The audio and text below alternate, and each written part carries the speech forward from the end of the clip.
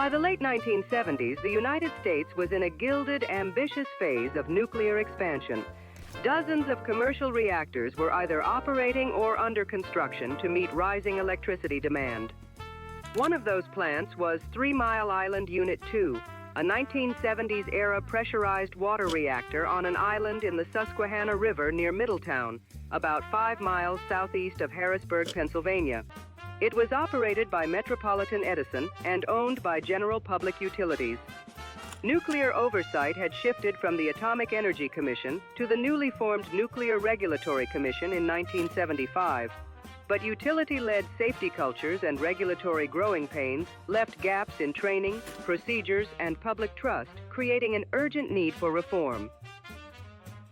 In the early morning of March 28, 1979, around 4:00 a.m., 3 Mile Island Unit 2 experienced a loss of feed water to its steam generators, which triggered a turbine trip and an automatic reactor scram.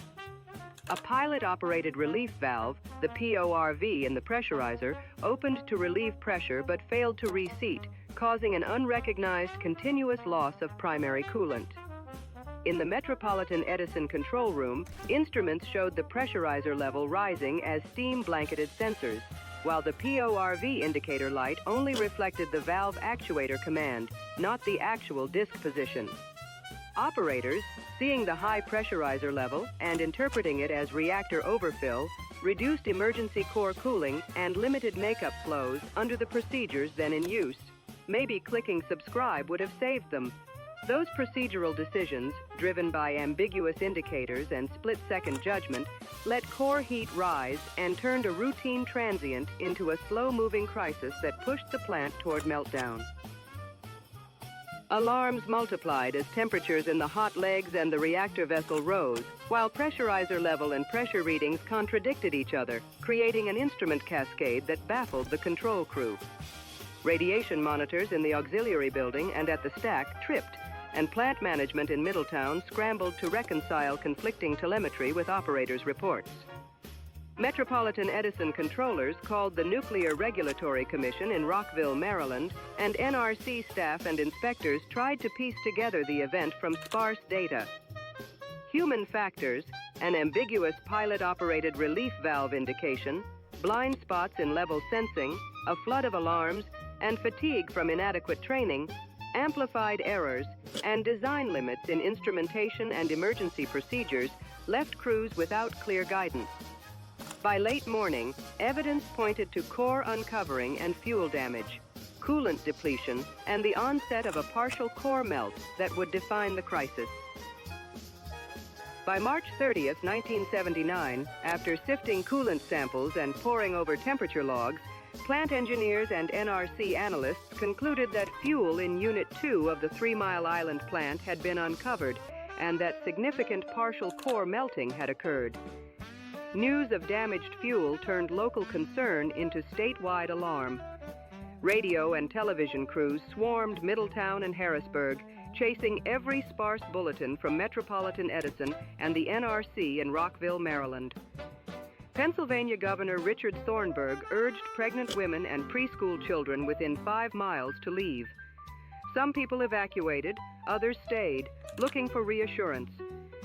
Metropolitan Edison faced furious town hall meetings and relentless questions, while the NRC was criticized for delayed disclosures and confused messaging. Calls for accountability mounted, and President Jimmy Carter ordered a formal inquiry, a presidential commission chaired by John G. Kameny.